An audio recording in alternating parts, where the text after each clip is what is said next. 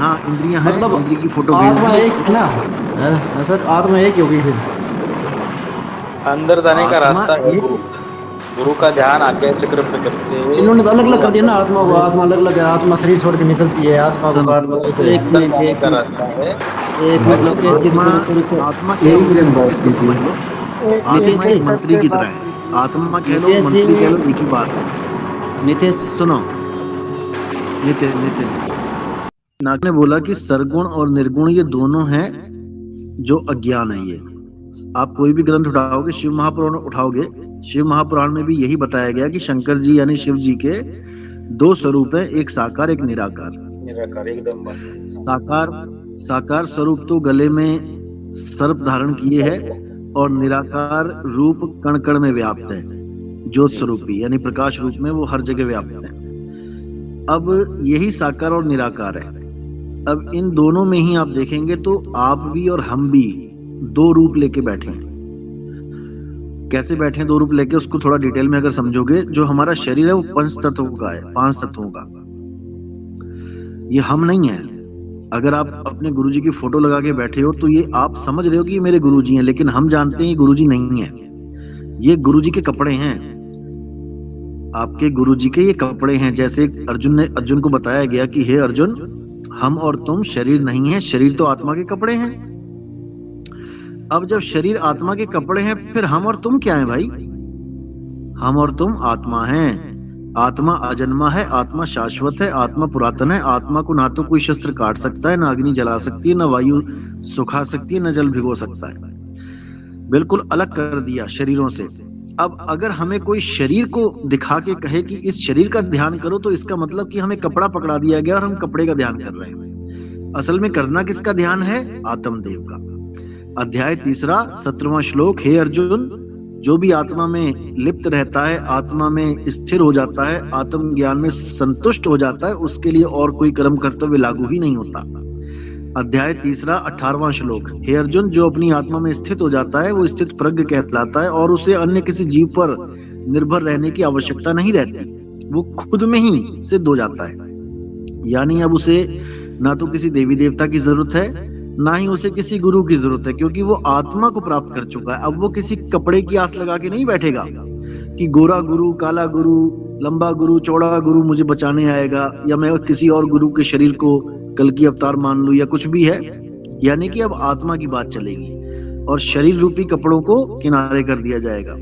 चाहे वो हमारे कपड़े हों, चाहे वो किसी देवी देवता के कपड़े हों, सब कपड़ों को किनारे कर दिया जाएगा, और केवल आत्मा की बात होगी। आत्मा अजन्मा है, अजन्मा ही परमात्मा है।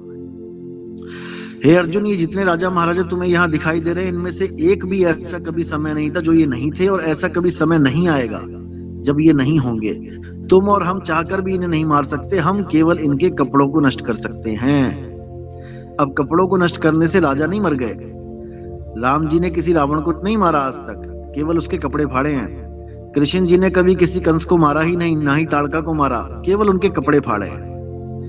समझ रहे हो? कपड़ों से ऊपर उठोगे तब आत्मा तक पहुंचोगे। अभी कपड़े में उलझे पड़े हैं हम लोग, हम गुरु के कपड़ों में ही उलझे पड़े हैं। गुरु का तो स्वरूप ही नहीं पता हमें, गुरु है क्या।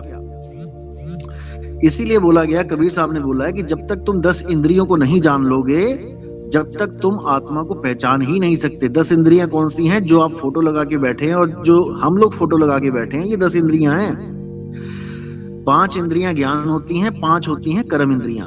कर्म इंद्रियों में आती हैं मुंह, हाथ, पैर, लिंग और गुदा। इनसे हम कर्म करते हैं। और ज्ञान इंद्रिय में आती हैं आंखें, नाक, कान, जीभ और त्वचा।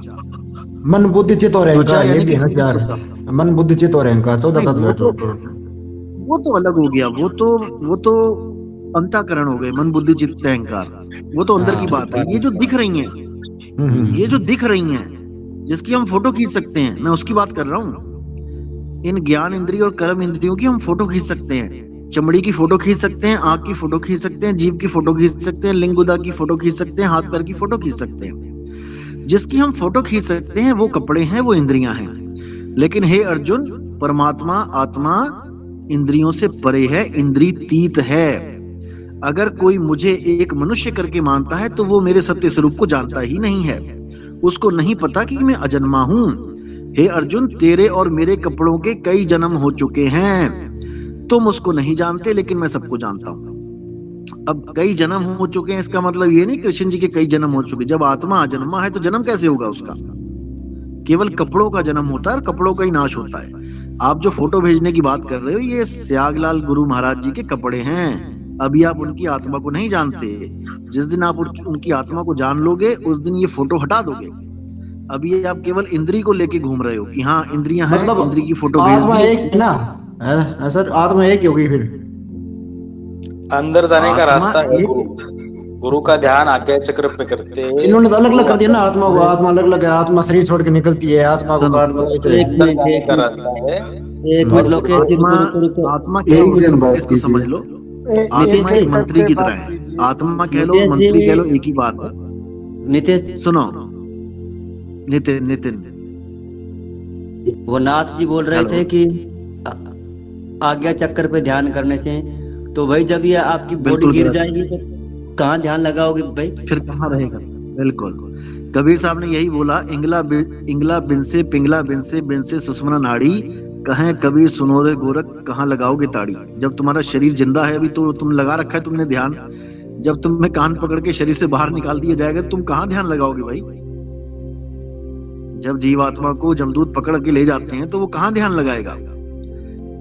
इसीलिए बिल्कुल साफ बोला गया कि इंगला पिंगला सुषमना यानी त्रिकुटी को छोड़ दो, त्याग दो इसको।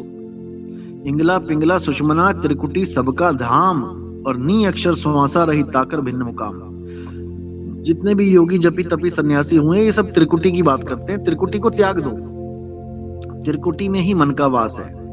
ये आंखों के जो पीछे त्रिकुटी है, इसी को कबीर साहब ने बोला है, निज मन करत जहां ठकुराई, सो नैनन पिछवाड़ा है। वहां पे निज मन यानी वहां ज्योत स्वरूपी मन बैठा है, और उस ज्योत स्वरूप में आपका जो भी गुरु होगा उसकी फोटो दिखा देगा। किसी भी गुरु को आप अपनी त्रिकुटी में देखना चाहोगे झांक के, तो वो मन क्या करता है, वो तुम्हें गुरु का रूप दिखा देता है और आपको लगता है मैंने गुरु के दर्शन कर लिए। जबकि आपने किस चीज के दर्शन किए? आंख के, कान के, नाक के, चमड़ी के, और सब जितने भी इंद्रियां हैं। आप इंद्रियों को देख के खुश हो जाते हो, आप कहते हो मेरा गुरु सतगुरु है, जबकि आप केवल गुरु के कपड़े देख रहे हो। अभी आत्मा को तो पता ही नहीं लगा आपको कि आत्मा क्या चीज है। आत्म ज्ञान बिना नर भटके, कभी मथुरा कभी काशी, और जल में मीन प्यासी, मोहे देखत आवे हासी। उन्होंने कभी नहीं कहा कि कपड़े ज्ञान बिना नर भटके, यानी देही ज्ञान बिना नर भटके। नहीं, गुरु की देह को तो केवल एक जरिया मानो कि ज्ञान मिल गया, बात खत्म है। अब उसका ध्यान करने की जरूरत नहीं है। देही ज्ञान सब जगत बखाने, विदेही यानी आत्मा ज्ञान कोई बिरला जाने। शरीरों का ज्ञान देने वाले बहुत से गुरु बैठे हैं जो कह रहे हैं हमारा ध्यान करो, त्रिकुटी में मैं दर्शन दूंगा। बिल्कुल सही बोल रहे हैं वो, लेकिन वो दर्शन नहीं देंगे। वहां जो मन बैठा है वही तुम्हें तुम्हारे गुरु के दर्शन करा देते हैं। ए टू जेड कोई भी गुरु हो, मैं ये नहीं कह रहा कि केवल किसी एक खास गुरु के दर्शन होंगे। जिसके भाव जहां लगे हैं जिस गुरु के, ये मन उसी की फोटो दिखा देता है और हम खुश हो जाते हैं। जबकि जानना किसे है? आत्मा को। हे अर्जुन, अगर चौथा अध्याय 34वां श्लोक, हे अर्जुन, इस दुनिया में दो प्रकार के तत्व हैं, एक सत्य और दूसरा असत्य। असत्य तो शरीरों को बोला गया है और सत्य केवल आत्म तत्व है। अगर तुम आत्मा को जानना चाहते हो तो किसी ऐसे गुरु की शरण में जाओ जिसने आत्मा का अनुभव कर लिया है। एक बार आत्मा का अनुभव हो जाने पर तुम कभी अज्ञान को प्राप्त नहीं होगे। यानी कि एक बार आत्मा का अनुभव हो जाने पर तुम कभी अपने आप को शरीर नहीं मानोगे, और जब तुम शरीर नहीं हो तो तुम्हारा गुरु भी शरीर नहीं हो सकता, तुम्हारा भगवान भी आत्मा शरीर का नहीं हो अनुभव कैसे सकता। करेंगे? आत्मा का आत्मा का अनुभव तो केवल और मन ही हो केवल, गया ना फिर। नहीं, अनुभव ऐसा थोड़ी नहीं है कि अनुभव केवल मन ही अनुभव तो करता मन है। करता है, अनुभव तो मन के द्वारा होता है। जो अनुभव मन के द्वारा होता है वो तो सारे झूठे होते हैं। अरे भाई, फिर समझ लो बात को। अनुभव करने वाला कौन है पहले ये समझ लो कि कहाँ पर बैठ के कहाँ का अनुभव किया जाता है। अगर मन के तल की चीजें देखोगे तो मन अनुभव करता है, लेकिन आत्मा के तल की चीजें देखोगे तो सूरत अनुभव करती है। सूरत का नाम सुना कभी आपने? सूरत, सूरत पता है आपको क्या होती है? क्या होती है सूरत? फंसी संसार में, सूरत फंसी संसार में, तासे पड़ गई दूर, सूरत बांध स्थिर करो आठों पहर हुजूर। ये सूरत मन नहीं है। अनुभव सूरत को करवाया जाएगा, मन को नहीं। मन को तो बोला है कि मन जाता है तो जाने दे, तू थाम के राख शरीर, उतरा पड़ा कमान से क्या कर सके तीर। अगर कमान पे तीर ना चढ़े तो वो किसी का कुछ नहीं बिगाड़ सकता। मन जाता है तो जाने दे, सूरत को बोला जा रहा है यहाँ पे कि मन जाता है जाने दे। मन कहता है आज शराब पीनी है, उसको जाने दे, जा भाई तू ठेके पे जाया, मैं नहीं जाता, ना ही शरीर को जाने दूंगा। मन जाता है तो जाने दे, तू थाम के राख शरीर, शरीर को मत जाने देना। किसको बोल रहे हैं? मन कबीर जी शरीर तो को मत जाने देना। सूरत कबीर जी तो ये भी बोल रहे हैं ना, मनी निरंजन मनी निराकार मनी है ओंकारा। बिल्कुल सही बात है, बिल्कुल सही बात है। तो आप ये मत बोलो ना कि मन को अनुभव करना है, मन तो उसका अनुभव कर ही नहीं सकता। जैसे कहानी स्वरूप में बताया गया कि मन को सतलोक से निकाल दिया है, निरंजन को सतलोक से निकाल दिया और श्राप दे दिया कि तू अब वापस नहीं आ सकता इस लोक में, तो उसका तो अनुभव खत्म ही हो गया ना, उस लोक का अनुभव ले ही नहीं सकता वो। अब वो किसका अनुभव लेगा? जड़ तत्व का। इसीलिए उसने अपनी सृष्टि बनाई है, इंद्रियां बनाई है, इंद्रियों से भोग बनाया है, भोग के आनंद ले रहा है। भोग के आनंद मन लेता है, इंद्रियों के आनंद मन लेता है, लेकिन आत्मा का आनंद सूरत लेती है, मन नहीं ले सकता। मन तो खत्म हो जाता है। मन को मार गगन चढ़ जाई, मान सरोवर बैठ नहाई। मन को मार गगन चढ़ जाई, मन का तो खेल ही खत्म हो जाता है।